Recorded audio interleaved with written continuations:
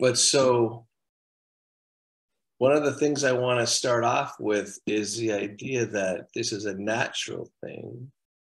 But why does the mind struggle with place?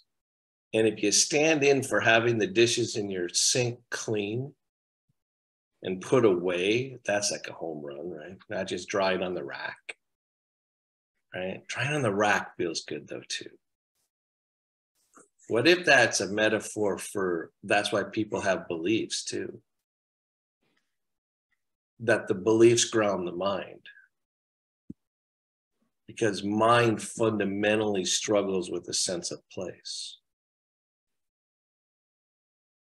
That's a fundamental struggle built into how minds are. So remember, I'm writing a book on the limitations of mind, right? And if you look at human history, I mean, I was just like talking to my brother, he's a big historian guy, loves history, and that there was a series, the 100 Years' Wars was for a lot of reasons, right? But one of the excuses was that one faction of, like, I can't remember which one's Protestant, which one's Catholic. I have no freaking idea, right? I'm not the historian this way, but one segment of Christianity thought that the communion, the blood, the wine of communion it transformed into the blood of Christ, right? And the other religion didn't. So they went to war for 100 years, right? Because somehow their sense of place was fundamentally threatened, right? And that's what we constantly do, right? Like, we're constantly willing to fight battles. If someone were to come into your house and rip it all apart or threaten, you would fight there, right? So it's like a misplaced sense of place. Like, there have been so many wars fought over belief systems. In fact, all of them. Because somehow, if you don't believe what I believe, you threaten my sense of place. It's like, damn. So maybe this idea about cleaning dishes in your sink is actually quite deep. So I'm wondering, in this class, where does your sense of place come from? Mm. And how has yoga changed that? Or hopefully changed that? And part of it is the community we all find here together, right? That's a sense of place. Again, that's like the clean dishes. But what's like your underlying, one of your deepest takeaways from your yoga practice? Are you saying sense of place as in is synonymous with identity? Or no. I'm not identity concerns would be one way to achieve a sense of place. That's part of what's happening in our changing society, right? We're trying to figure out our own identity so we keep something locked down in relationship to a world that seems with too much uncertainty, right? And just so you know, the mind never has certainty. But we struggle to keep it. Correct, because the mind ultimately doesn't know how to have a sense of place without judgment. Right. Right. And it's a weird truth that we all share. This isn't like, oh, I'm not, my judgments aren't fundamental, my sense of place. They freaking are. That's why I bring up with something so innocuous like whether your dishes are done.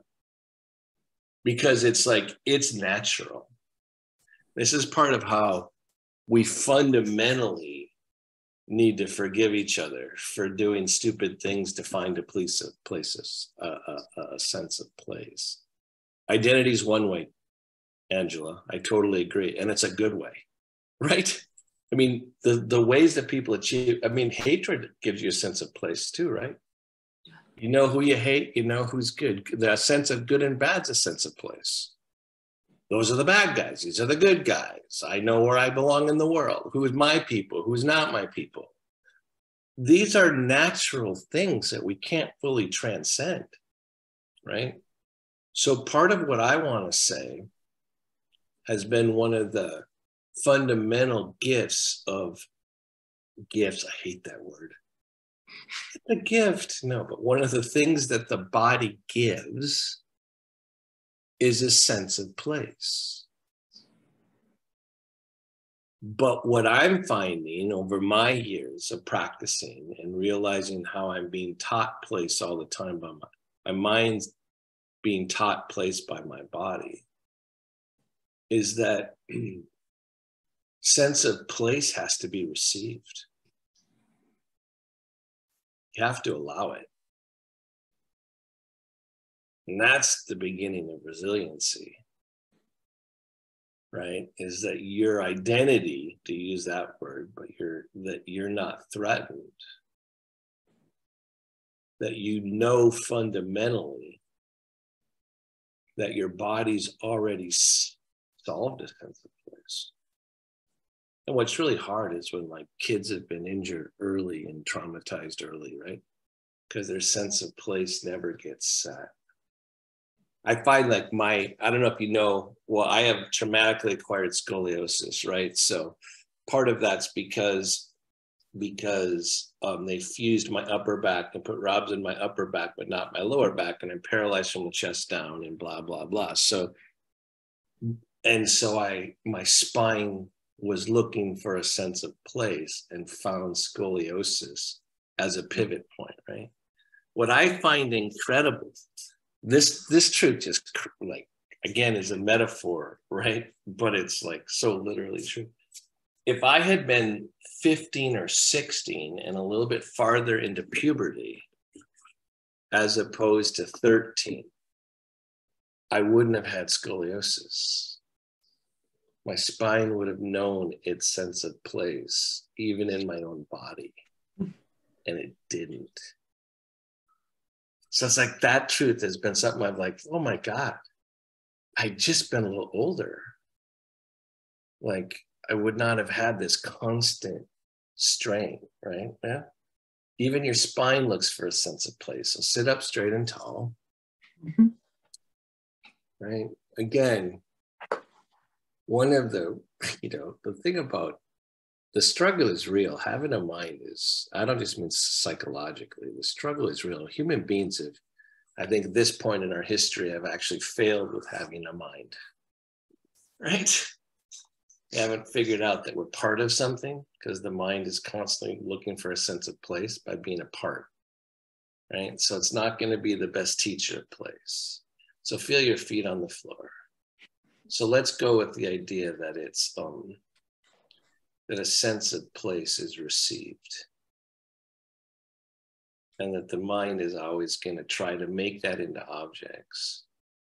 Like, oh, if I'm around people I love, I have a sense of place. Yes, that is true. That's one of the great ways. Knowing your identity, that's another one. All for the mind. Right? Your body's already solved this problem.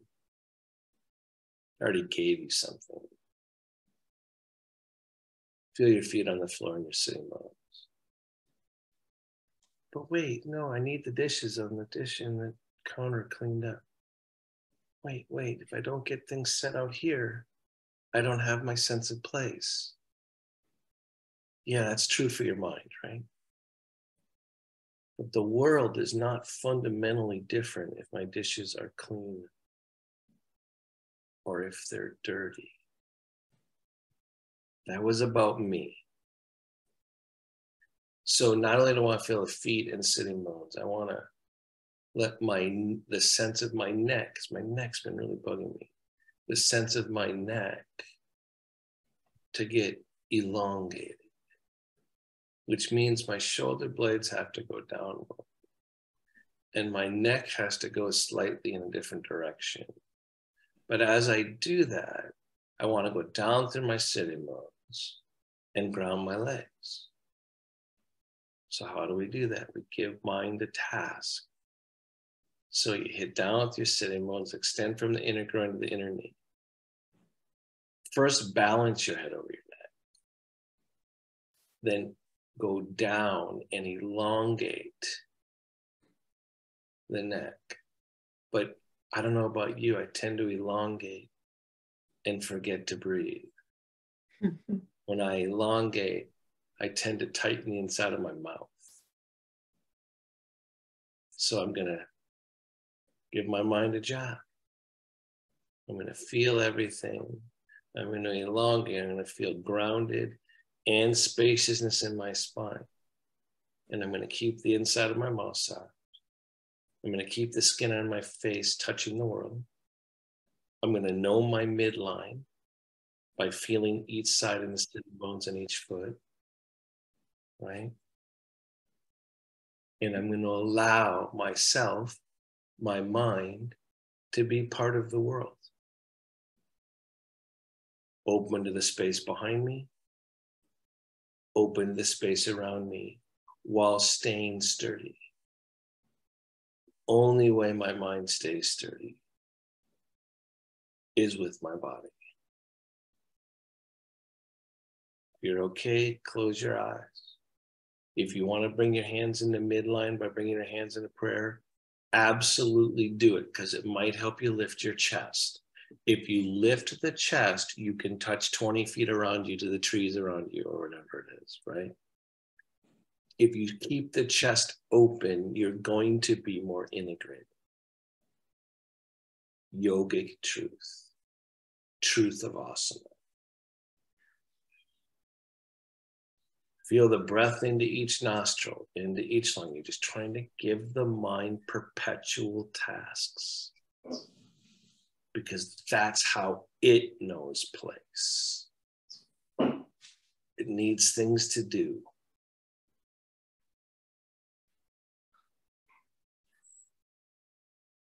And then near the end of the centering, stop giving your mind jobs.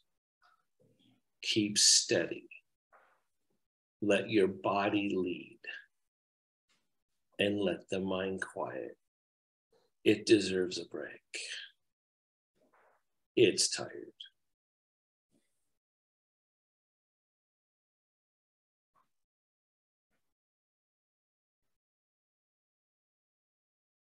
Let go of your day. Prepare your mind to do asana.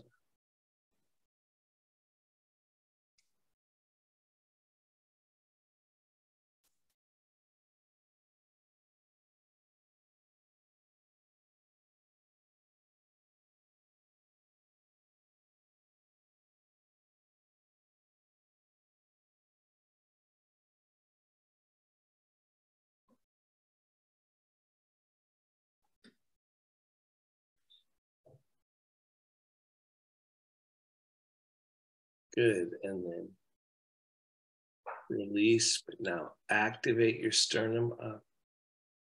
Drop your chin down. Let this position amplify your sense of focus. Don't get caught up in the forcing of it, because then you lose the receiving. We need to learn how to have focus be part of the receiving. This activates your spine.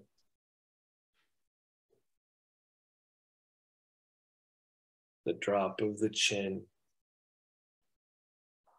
supplicates your mind. Feel your breath.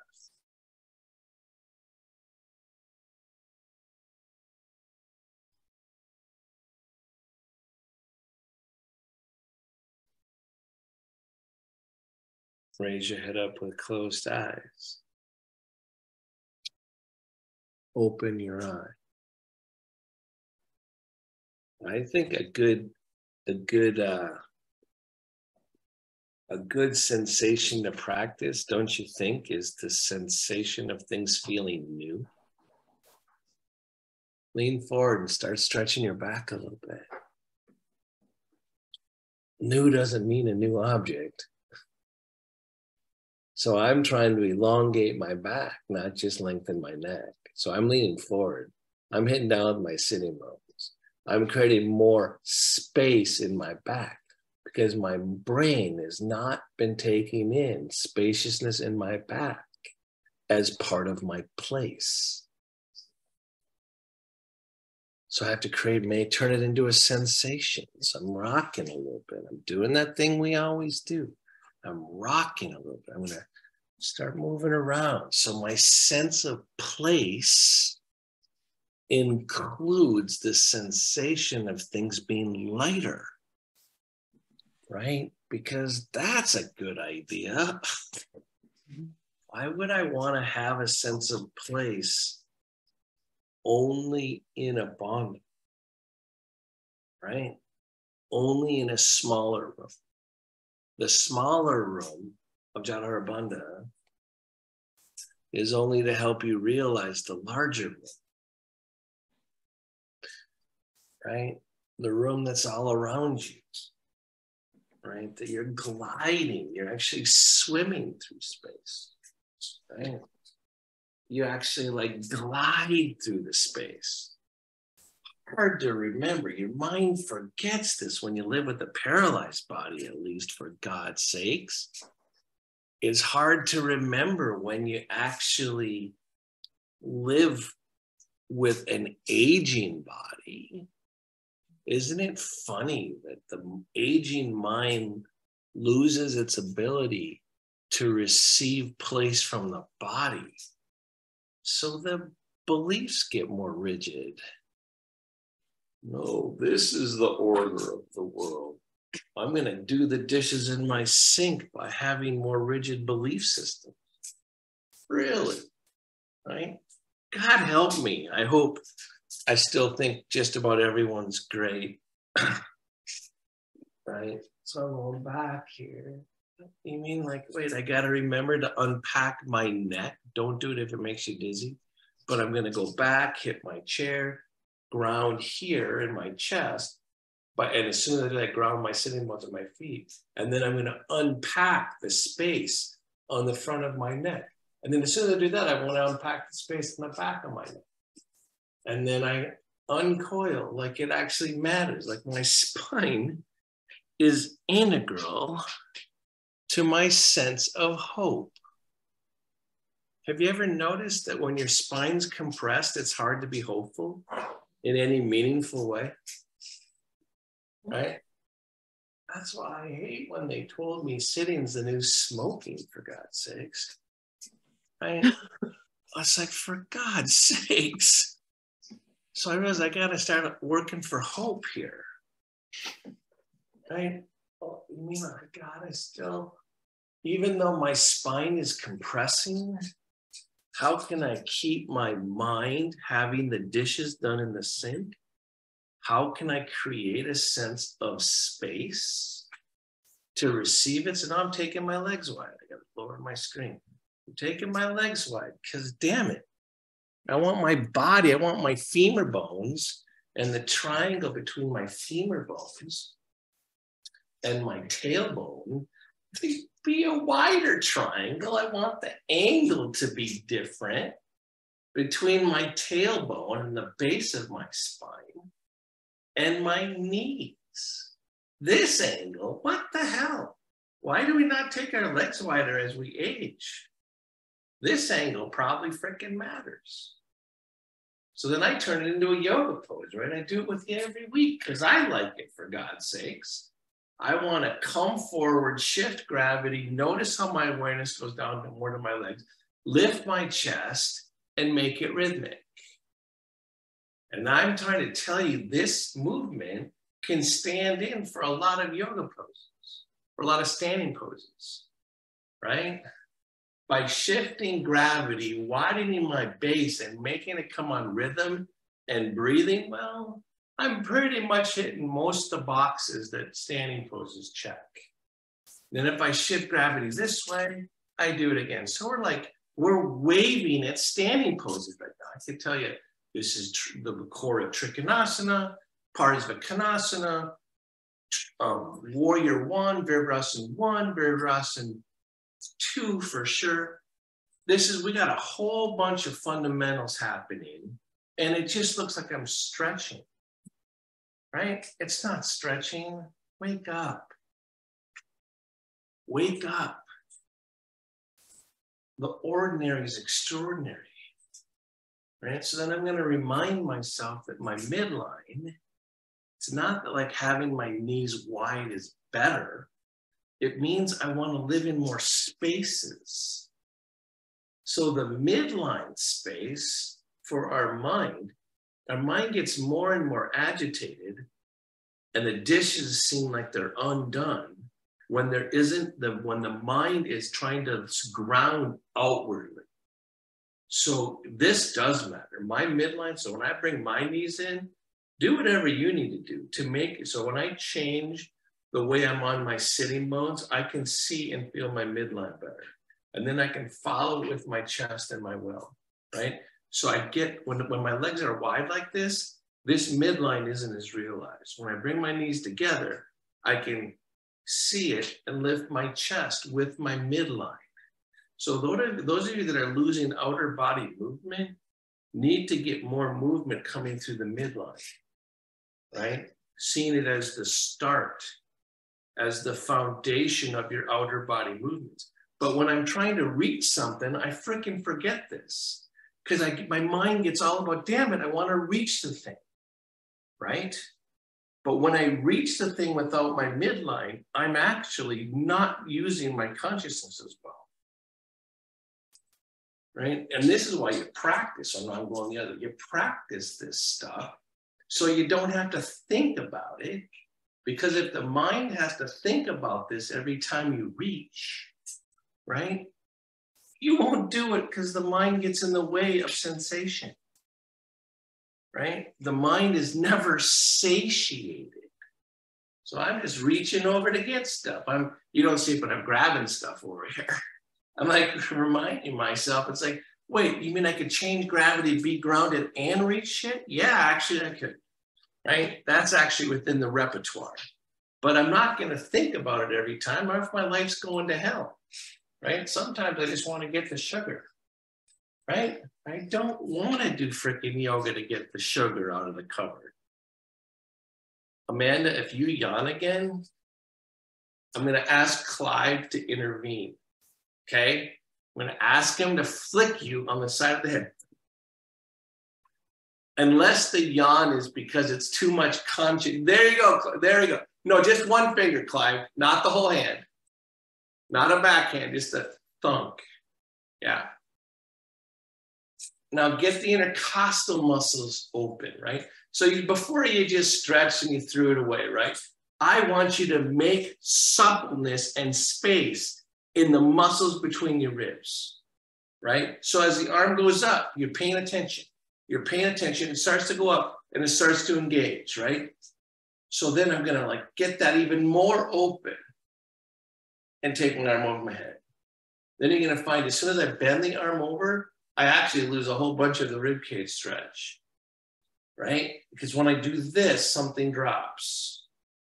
When I do this and keep it open and then try to open like a lion's claw this side of my ribs.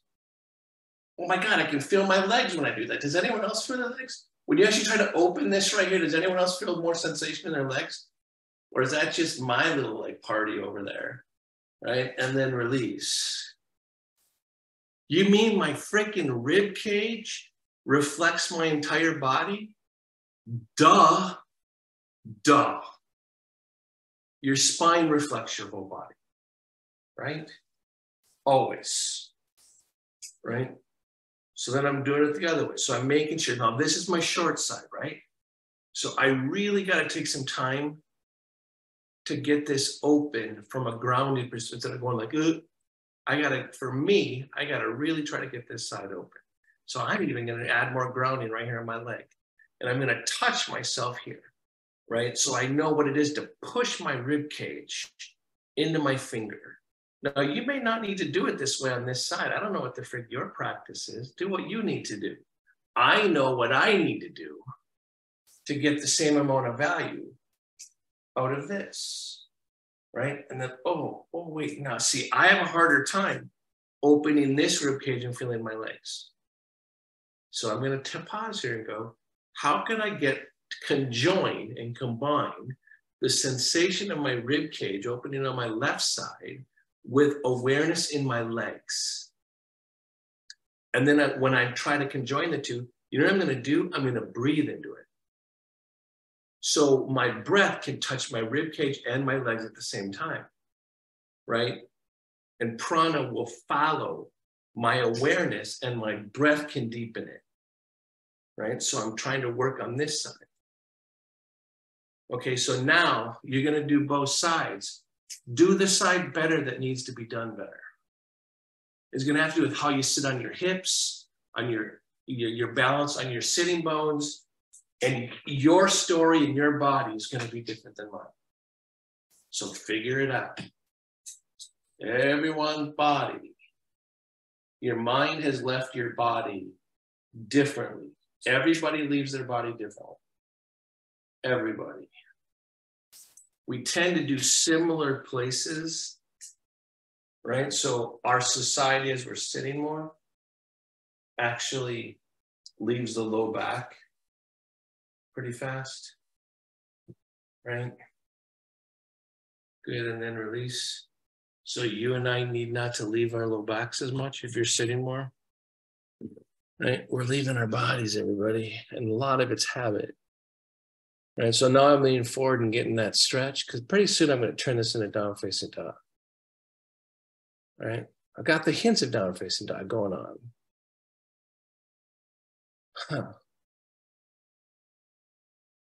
And then, can I have all this awareness and have fun? Probably the mind can't do it that way. The more you pack on the mind, the less fun it has. Anyone notice that? Right? The more you pack into your mind, the less fun it has. Right? So I'm going to remember with a little back then, I'm supposed to have fun. I feel bad for our younger kids, right? Who are coming into the world, being asked to be aware of so many things.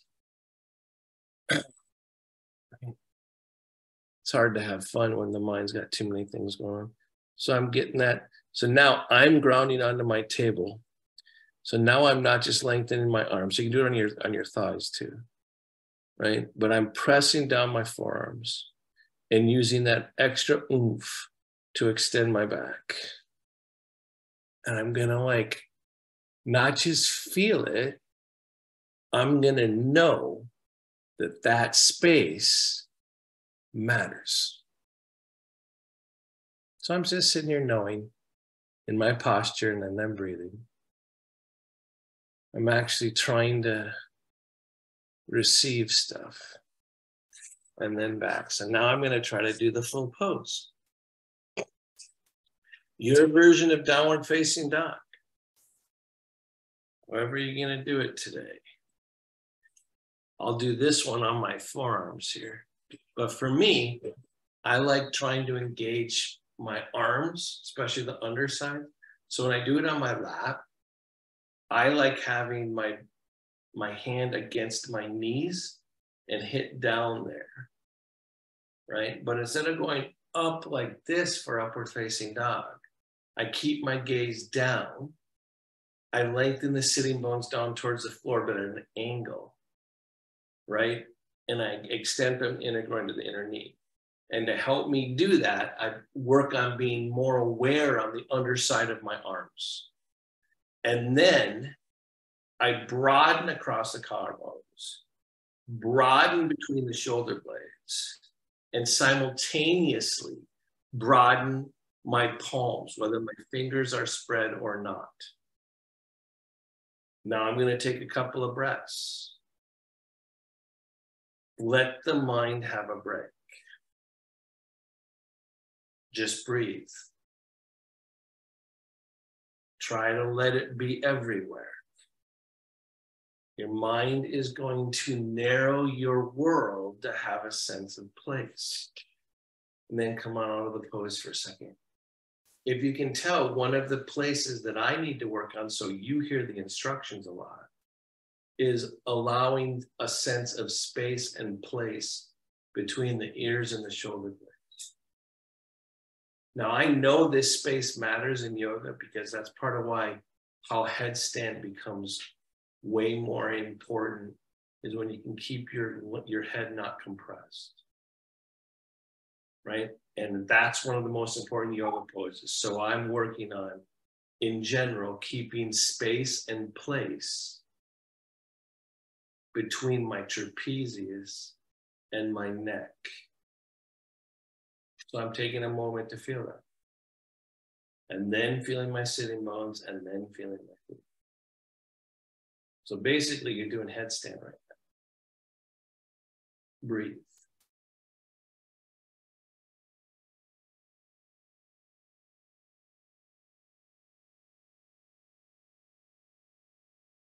So then lean forward. And if you can do it, this next part, the hands aren't as important. So, but I'm putting my fingers together. Doesn't really, it's different, but you can do it without being able to do this. Right? And remember, I've taught this like every week for a while, pretty much every week. I'm bringing the web, and if you can't do this, doesn't matter, the webs of your fingers closer together. And as you push them together, or if you push your hands together, notice the changes along your spine, especially in your mid-back and in your abdomen. Good, and then release. Right, and then back again. Watch the focus come into the midline as you move your hands together. Now, this is what's hard for yogi while you practice. Now make the wrist go down, right? So the wrist goes down, right? And then broaden across the forearm. Now this is gonna be, I can barely do this. These three instructions simultaneously are really hard. Fingers together, wrists down, broaden the forearms, and watch what it does to your back and chest. Now lengthen your neck to feel through your sitting bones down to your feet. Good, and then release. So if you watch a traditional student do headstand, if they're taking too much weight on their head and they're compressing their neck, the pose is 10 times harder, at least, right? If they're compressing in the neck. So what we're doing is trying to find the earth by elongating the neck. We're gonna try it again, right? So if you need to reset the whole thing, you know what I love is if someone were to tell me that this pose is in my imagination, that I'm actually going down to my legs, doing all this in my imagination, that just makes me mad. That's like someone forcing having me have dirty dishes, right? Here come my fingers together. I'm watching what it does to my back. And if I'm doing this way, I'm watching what happens when my hands go and join my midline. Right? Because that's what's happening here. My hands, to affect my back, are showing me each side of my back. Then I'm going to turn and pivot and open the underside of my wrist and force it down so my hands go slightly back. But as soon as I do that, I lose my fingers. So I'm trying to do both. And then I'm trying to broaden across the meat of my forearm by just towards down from the elbow, right? And then I'm watching what that happens. Now I'm going to lengthen my neck down with my shoulder blades, go down to my sitting bones, and extend down from the inner groin to the inner knee. This is a unified, very willful action right now. That's why my voice is going up. And I'm trying to do all of it once. My mind keeps dropping the ball. I'm dropping it, and then I have to pick the balls back up. But I'm going to try to keep them rotating, like juggling, because my mind can only juggle. My body actually is, and my mind can only juggle. And I'm going to breathe. And then I'm going to release. When you release, does anyone feel like that was just a lot of work? Nod your head if you felt like that was a lot of work. It's a lot of freaking work. Extending prana with my awareness, my mental awareness through my entire body, it's work. Your body was already manifesting the pranamaya. Right? This is all an attempt to show your mind the truth of what's happening. Right? Your body already is doing this. Your mind doesn't realize it's doing it. We could kid ourselves that, hey, my God, even when my dishes are dirty in the sink, they were always actually done too. They were both. What? My dishes are both done and not done at the same time? What superposition in physics? What? It's both a 0 and a 1 simultaneously? What? What are you talking about? Yes, that's one of the realizations. It's both. The mind sees one of the dimensions. Right? All right. You weren't expecting superposition and Schrödinger's cat. Did you hear me just talk right there of Schrödinger's cat? You know this in physics? The cat that's alive and dead at the same time? Oh my God, you don't know this is what we're working on? Holy cow. I must not be making myself clear. Back and forth a little bit. What did he just say? You mean I'm both in the past and the present and the future? Yes. You're a superposition because you time travel. And your body's been in all the spaces. I'm taking my legs wide.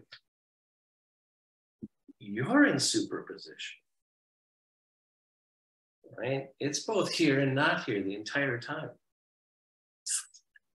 What? How is that even practical? It's a reality that your mind's going to resist.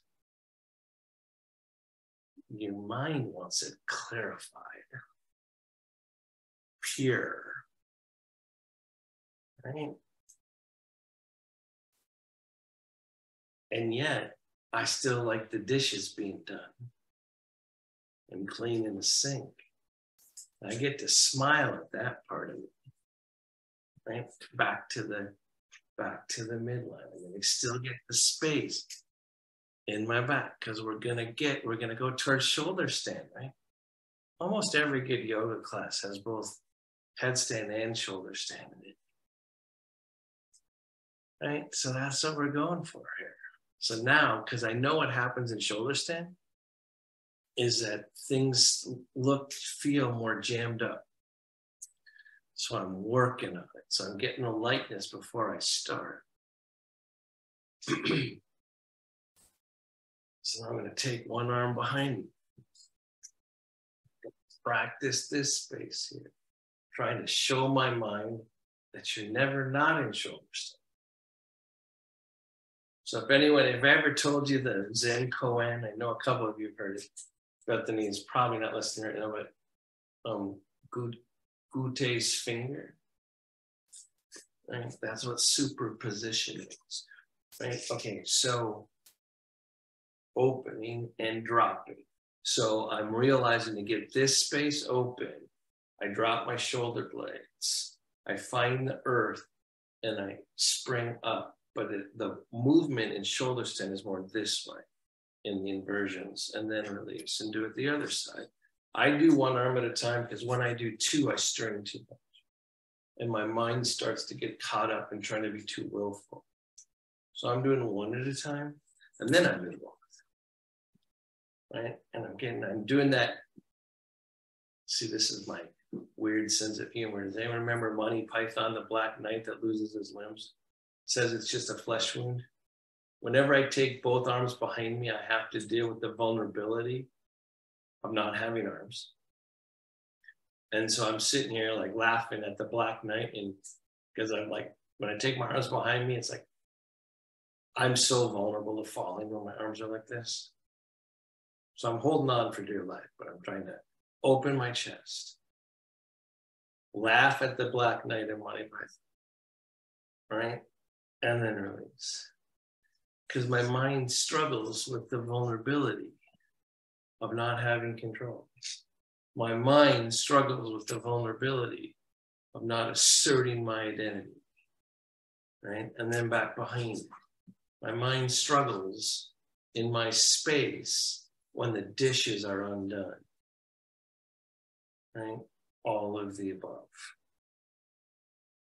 So now, this opening, both arms, lifting the sternum, what? Drop the chin. Shoulder stand has this bonded built into it. Yeah. So I'm just practicing that for a second. Good, and then release. I still like the control of only doing that. So I'm, instead of grabbing the chair behind me, I'm gonna put the arm directly behind my back. Now, why I do this, it's only I can stay balanced, is to do this, put my hand behind my back, trying to get the back of my hand near my spine. At least it's on my kidney. I'm gonna push my spine forward. And I can only do this if I'm balancing up. So we'll try it with both arms, but it's not good for me. But I'm propelling my spine into the world, right? By pushing my back forward. And then I'm doing the same movement. So the back of the hands on the rib cage in traditional shoulder stand really helps. Good, and then release. Now let it drop. Now watch what happens when compression happens, right? So people that can't get their upper ribs forward in their pose in shoulder stand don't get the benefit of the pose. Because notice when I get my hand behind me and I push my spine forward, I feel my legs better, right? Not only does my chest rise, but something else happens. And I want to get that grounded strength. And then I'm going to, oh God, I can, like, if I make the space, I'm pointing with my chin, if I make the space from my sternum to my shoulder tip, right? And then I drop my chest into my chin. I can be getting a glimpse into this as I keep my spine coming into the world. Yeah. I don't even know if I could do all this if I were actually upside down. I never got to do shoulder stand, not really. Right? I was injured before it happened. And so I don't know if I could do it all. My mind might hit overload because I'd see what's happening. All right. So I'm doing the other side. Then I'm doing the other side again. And then if you want to, so for me, it's a complete loss. If I try to do both hands, so for me, I've got to fall back into my chair and go behind my wheels. That's what we are. I did that already before, but you might be able to take both your hands behind you. Go for it if you can. As soon as I do this, my neck compresses. So I want to lengthen my neck, lift my chest, and then drop my chin. All in an attempt to feel my legs. Because shoulder stand goes from the center of the chest towards the sky. Except now the sky's down. I have to see it up. I'm going, as I lift my sternum, broaden across my collarbones, drop my chin, go down to my feet. I now open for that to be the sky. And I breathe. Good, and then release. So you go like, what? How do you find the sky when you're moving towards the ground? I feel like I'm about to say something in the Matrix. Do you think the sky isn't in superposition? Do you think the sky's only up? So if you actually drill a hole all the way through the earth and come out the other side, it's actually down. The sky's in superposition. You can find earth and sky. You can find earth from above. you can find sky from below, because it's in both places, and your dishes are done and not done, right? Except I'd rather have them be done, right? Because it makes my mind feel better. What is he talking about?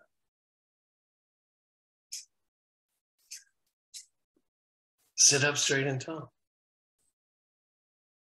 What if these aren't actually just thoughts? You understand that outer space is as much below us than above us? You understand that, right? Sit here for a second and let it in. What, you mean not everything has to follow your mind's orientation? How do you think I'm teaching inversions? Trying to get you to get past that. Why do you think inversions are so important in yoga poses? Because you're trying to show the mind that prana does not have direction. That's the mind's need, not the space's need. Sit up straight and tall for a second. So as you lengthen your neck, guess what? You can go down to the earth. As you go this way, you do go down and then up. You're an expanding ripple in space-time. That's actually the truth. Whew, mind can't handle that. I'm just going to do this asana. I'm going to allow that it's true. And my body's just going to be it. Because that's what it's always done. It's already been swimming in this ocean your entire life.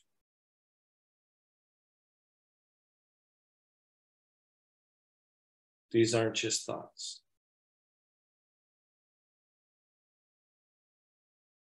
These are truths that don't tell you what to do.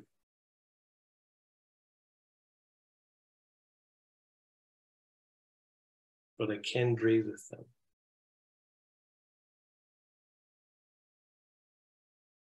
My whole life's here. My future's here. My past is not here.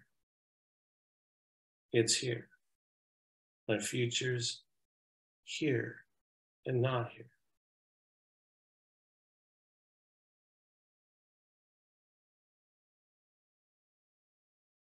So those of you that have been trying to just time travel with memory, with mental memory, that's not what I was saying.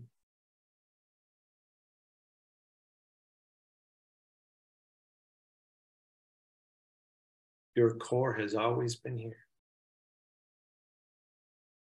Through all of your life. You time travel through sensation, not through memory. Breathe.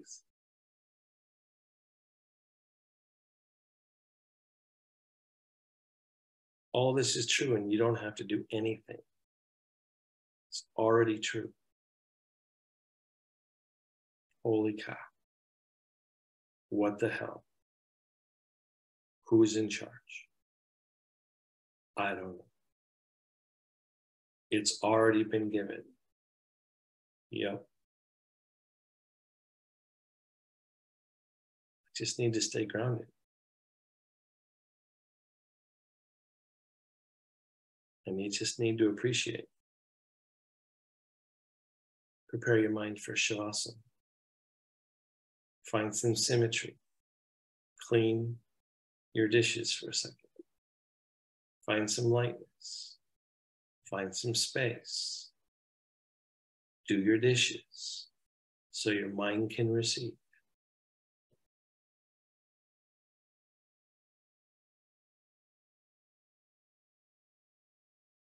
I don't know if you've ever thought about Shavasana or seen Shavasana as emerging with the universe, right?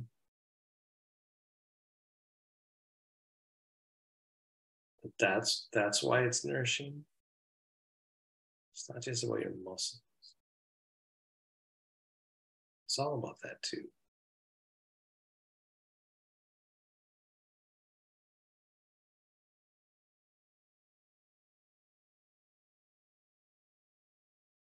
Soften around the temples, the jaw.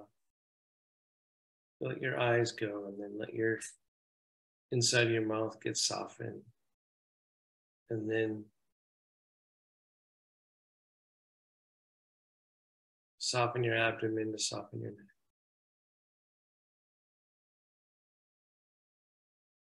Smile, because it's glorious, actually, with a twist. It's not easy.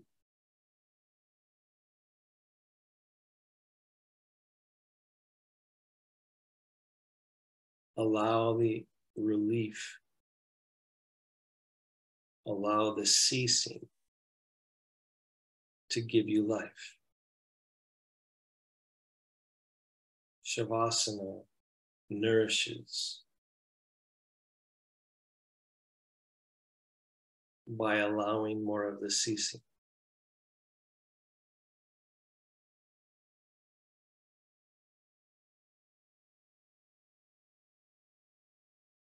There's a home here. Yeah. It precedes you.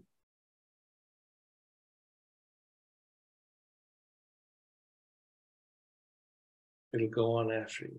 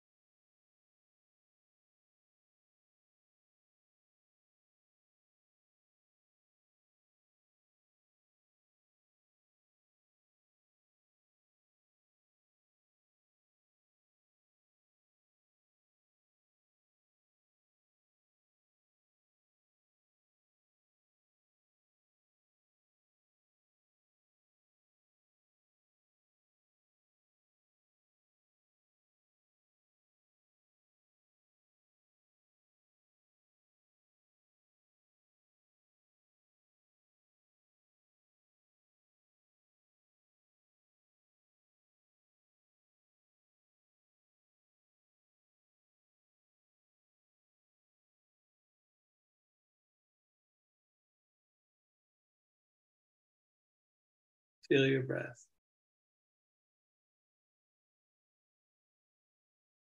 Don't change it.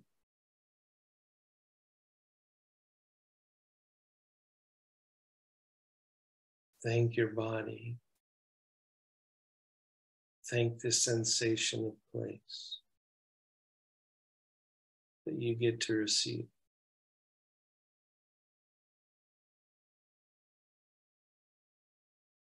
The universe made space for you, actually.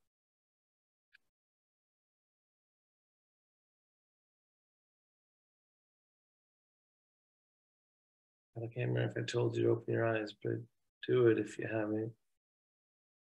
Close it. Open it. How much you receive is up to you. I know I can only get it in little glimpses because it's too much otherwise for my mind. It's already happened by my body, though. Place is a gift your body gives you. Gotta receive it. Anyone, I have so many thoughts in Shavasana, unfortunately, because I've got so many words running through my head. And one of them is that it makes so much sense to me why peace is such an important sensation, because it makes you feel more unified. Duh. Like, of course, like, what the hell? Elite nonviolence is important because it's more unified. if I'm not striving all the time, I'm not missing it as much. So this week, I take a minute one day and don't strive. I remember that the meaning of that. One time Jo said to me in Shavasana, she said, soften your tongue inside your mouth, things that I think are so crucial because the mind squeezes control out of the mouth, right, out of the top of the spine. Notice when you're trying to be the most in control, you're the least expressive, right? Because you've knocked down your mouth, right? But she said to me, and it really struck me, she said one time in Shavasana, I don't know what she didn't say to me, she probably said to the class, she said, even resist the urge to talk. Like even the urge. That was a big instruction for me. How do you get past, you think your mind surrendered? Nah. And that's part of what makes this beautiful. The mind doesn't surrender, right? The body does. Hands together. Namaste. Spirit in me bows the spirit in you.